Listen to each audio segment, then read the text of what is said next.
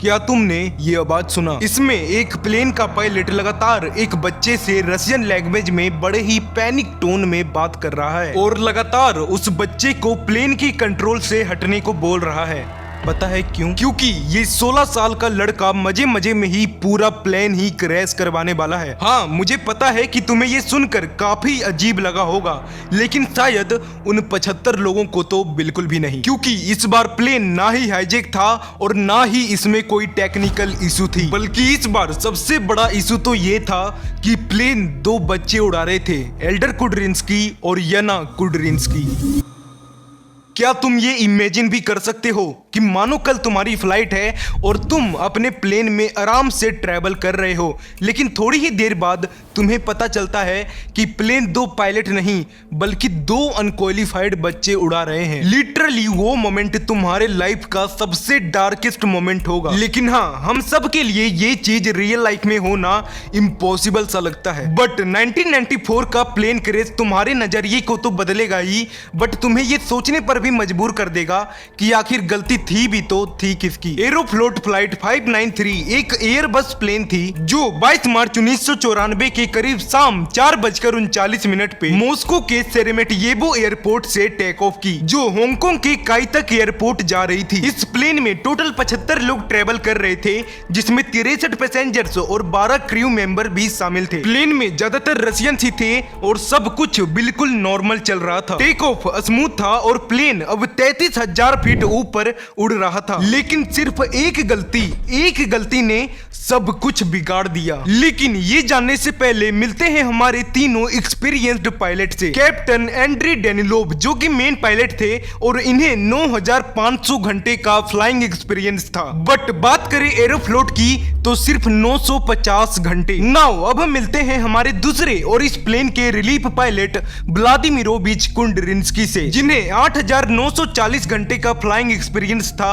But बात करें Aeroflot की तो सिर्फ 907 घंटे। अब देखो, इस पायलट को तो तुम ध्यान से याद रख लो, क्योंकि आगे चलकर यही बंदा कुछ बहुत ही बड़ा प्रॉब्लम खड़ा करने वाला है। और अब मिलते हैं हमारे तीसरे को पायलट आइगोर पिस्कारियोव से, जिसके एरोफ्लोट के फ्लाइंग एक्सपीरियंस की बात करें तो सबसे कम यानी कि सिर्फ 440 घंटे। इस प्लेन में पैसेंजर्स के बीच ही 2 स्पेशल बच्चे भी ट्रेवल कर रहे थे, याना कुडरिंस्की जो कि सिर्फ 13 साल की थी और एल्डर कुडरिंस्की जो कि 16 साल का था। अब नाम सुनकर तो ऑफ कोर्स तुम्हें पता चल गया होगा कि ये पायलट व्लादिमीरोविच कुडरिंस्की के ही बच्चे थे, जो उसी प्लेन में ट्रेवल कर रहे थे। सफर लंबा था तो मेन पायलट थोड़ा रेस्ट करने के लिए कॉकपिट से बाहर चले गए और अब कुडरिंस्की इस प्लेन को एज ए रिलीफ पायलट उड़ा रहा था। सब कुछ एकदम अच्छा ही चल रहा था, बट यहाँ पे आता है एक बहुत ही बड़ा ट्विस्ट। कुडरिंस्की प्लेन को ऑटो पायलट मोड में ऑन करके अपने दोनों बच्चों को कॉकपिट में इनवाइट करता है। अब देखो, नो डाउट ये हमारे लिए तो काफी ज्यादा शॉकिंग है, बट याद रहे उस टाइम पे ये काफी ज्यादा नॉर्मल और अलाउड था,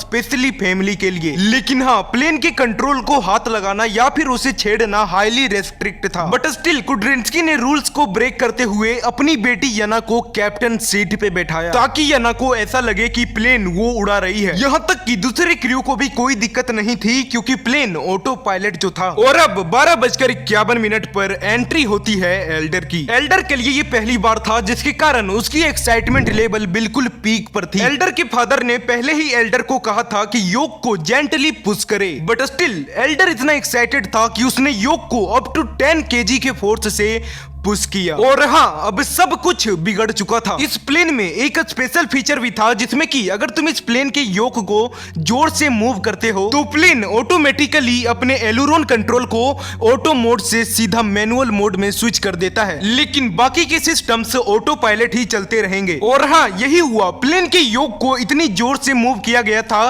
कि सिर्फ 30 सेकेंड के अंदर ही प्लेन 45 डिग्री के एंगल तक बैंक करने लगा था। पायलट्स ने नोटिस किया और अब कॉकपिट में फुल चाउटिक माहौल चल रहा था। कुडरिंस्की ने एल्डर को सीट से हटने को बोला और पिस्कारियोव को भी कंट्रोल लेने को कहा। चीजें इतनी फास्ट हो रही थी कि प्लेन अब 90 डिग्री के एंगल तक बैंक करने लगा था, मतलब कि प्लेन अब ऑलमोस्ट साइडवेज उड़ रहा था। और अगर तुम्हें याद नहीं तो मैं याद दिला दूं कि प्लेन का एरोलोन कंट्रोल ही मैनुअल मोड में था, बाकी के सिस्टम्स अभी भी ऑटो मोड में ही चल रहे थे, जिसने एक बहुत ही बड़ा प्रॉब्लम क्रिएट किया। ऑटो पायलट ने प्रॉब्लम्स को डिटेक्ट तो किया बट इसे सही करने की बजाय और भी ज्यादा गलत कर दिया। जैसे इंजन की स्पीड बढ़ा दी और प्लेन की नोज को ऊपर कर दिया। अब देखो प्लेन ने काम तो अच्छा किया बट टाइमिंग बहुत ही ज्यादा गलत थी। प्लेन ऑलरेडी साइडवेज उड़ रहा था और ऑटो पायलट ने भी प्लेन को ऊपर खींचना स्टार्ट कर दिया, जिसके कारण प्लेन और भी ज्यादा अनस्टेबल हो गया और प्लेन अब अपने अल्टीट्यूड को काफी स्पीड में खो रहा था। वहीं दूसरी तरफ पिस्कारियोव और कुड्रिंस्की की भी अलग ही स्ट्रगल चल रही थी। कुड्रिंस्की ने पिस्कारियोव को हैंडल ऊपर करने को बोला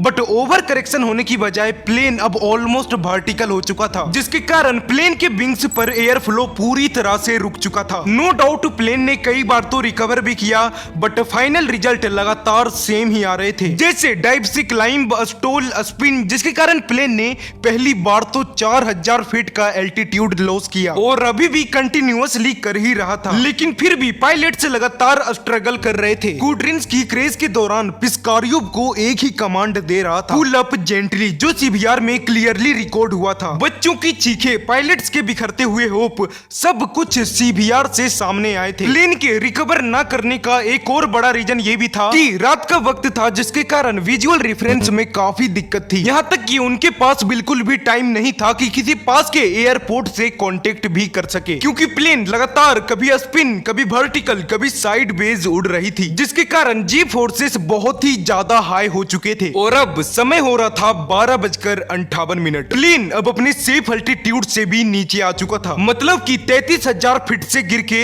सीधा 9,000 फीट तक। बट इस पॉइंट पर एक सबसे बड़ा प्रॉब्लम तो ये था कि प्लेन के ठीक आगे 10,000 फीट का एक बहुत ही बड़ा माउंटेन खड़ा था और अब प्लेन का थर्ड स्टॉल स्पिन शुरू हुआ और ये आखिरी बार था जब पायलट ने प्लेन को रिकवर करने का ट्राई किया। लेकिन देर अब काफी ज्यादा हो चुकी थी। पायलट्स को भी समझ आ चुका था कि अब कुछ भी नहीं हो सकता। जहां एक तरफ पैसेंजर्स रो रहे थे, चिल्ला रहे थे, वहीं दूसरी तरफ कुड्रिंस्की अपनी इस बड़ी गलती को लेकर बस रिग्रेट ही कर रहा था। और 12:58 पे प्लेन 250 किलोमीटर पर आवर की स्पीड से सीधा जाकर माउंटेन पे क्रैश हुआ। इंपैक्ट तो इतना बड़ा था कि प्लेन के रेकेज चारों तरफ फैल गए और 12:59 पे एयर ट्रैफिक कंट्रोल ने फाइनली रडार कांटेक्ट लूज किया और बच्चे की एक्साइटमेंट और पायलट के आउटलो बिहेवियर के कारण 75 के 75 लोगों ने अपनी जान गंवा दी। और ये पूरे हिस्ट्री में पहली बार था जब 2 बच्चों ने प्लेन क्रैश करवाया।